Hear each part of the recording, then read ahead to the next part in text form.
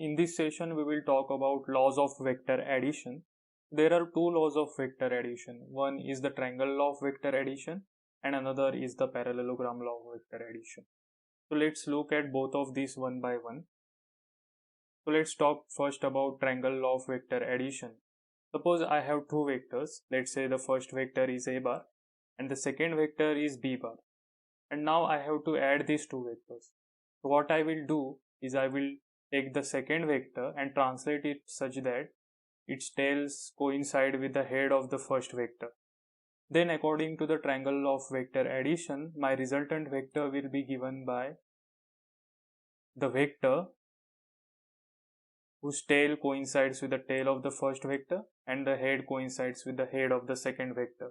So this is my resultant vector a bar plus b bar. So this resembles a triangle and hence the name triangle law of vector addition. This is simple if you consider other two vectors such that like I have two vectors d bar and e bar like this. So you can add these two vectors like this. So this will be my resultant vector d bar plus e bar. The tail of the resultant vector coincides with the tail of the first vector and the head coincides with the head of the second vector.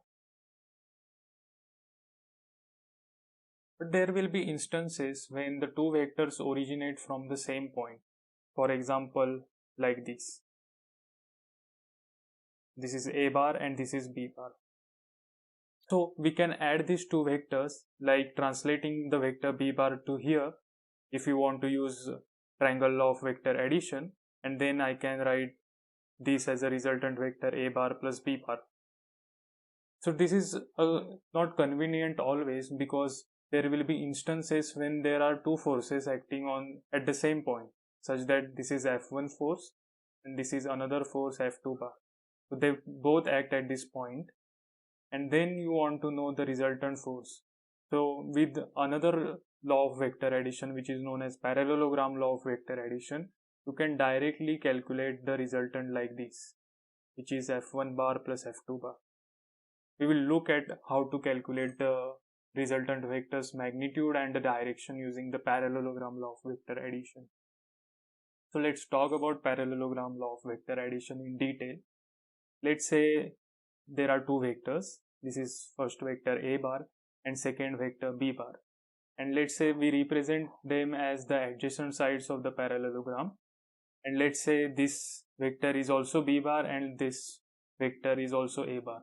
Why say? Because this will be equal, because the opposite sides of the parallelogram are equal and parallel to each other. So this will be the equal vectors. This a bar and b bar will be equal to this a bar and b bar. So let's name the vertices of the parallelogram. Let's say this is O, this is A, this is B, and this is C. And let's say the angle between the two vectors b bar and a bar is theta. And then the parallelogram law of vector addition states that if I consider my two vectors to be adjacent sides of the parallelogram, then the resultant will be something like this, which is nothing but the diagonal of the parallelogram. And the direction will be given by the tip of the vector like this. So let's say this resultant vector is c bar, and let's say the angle that c bar makes with the a bar vector is alpha. So in order to calculate the direction, we have to know the angle alpha, and to calculate the magnitude of c bar, we have to do some work. So let's do it. Let's drop a perpendicular from this point B like this, and let's say this point is D. So this triangle OBD is a right angle triangle. So this is triangle OBD. So according to the Pythagoras theorem, OB square is equal to OD square plus BD square. So before we carry on the calculation, let's calculate what is cos theta and sin theta. But this angle theta will be equal to this angle theta. Why? Because these two vectors are equal. This is b bar and this is b bar. And hence they are parallel also. And since they are parallel to each other, this angle will be the same, that is theta. So let's calculate what is cos theta. So cos theta is equal to adjacent side, which is AD, upon hypotenuse of this triangle ABD, which is nothing but B bar. So this B bar modulus, we will represent B bar modulus by B. So AD becomes B cos theta. Now let's calculate what is sin theta. So sin theta is equal to opposite side, that is BD, upon hypotenuse, which is nothing but again B. So this becomes BD is equal to B sin theta. Now let's calculate OB square. OB square is nothing but C bar, which is C square, and OD is nothing but OA plus AD. So this becomes A plus AD. AD is nothing but B cos theta. So this becomes A plus B cos theta whole square, plus BD is nothing but B sin theta. So this becomes B sin theta whole square. So this becomes C square is equal to A square plus 2AB cos theta plus B square cos square theta plus B square sin square theta. Now let's take B square common here. We have cos square theta plus sin square theta. So let's write A square plus 2AB cos theta, the other terms. So then C square becomes A square plus 2AB cos theta plus B square. Why? Because cos square theta plus sin square theta is 1. So this will become B square.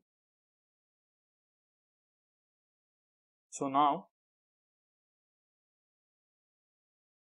C becomes square root of A square plus 2AB cos theta plus B square. So this is the magnitude of my resultant vector. So the magnitude of the resultant vector depends on the magnitude of the vector A bar and B bar, the cosine of the angle between these two vectors, that is cos theta. Now let's calculate the direction of the resultant vector. So the direction will be given by the angle alpha. So what will be the tan alpha? Tan alpha will be opposite side, that is BD, upon adjacent side, which is OD. So tan alpha will be BD upon OD. What is BD? BD is nothing but B sin theta, and OD is nothing but A plus B cos theta. So this becomes A plus B cos theta. So alpha then becomes tan inverse of B sin theta upon A plus B cos theta. This is my direction of the resultant vector. So this is the parallelogram law of vector addition.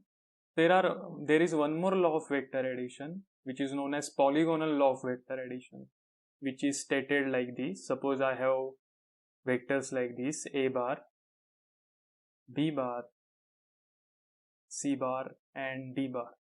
Then the resultant vector will be given by the vector starting from the tail of the vector A bar and ending at the head of the vector D bar. So this will be my resultant vector: A bar plus B bar plus C bar plus D bar. I don't consider this as a separate law of vector addition because it is nothing but the repetitive application of the triangle law of vector addition. You can see at it like this. Suppose I have these two vectors A bar and B bar. So according to the triangle law of vector addition, this will be my resultant vector A bar plus B bar. And again I will apply the triangle law of vector addition, and this will become A bar plus B bar plus C bar. And again I will apply the triangle law of vector addition only to get this resultant vector A bar plus B bar plus C bar plus D bar.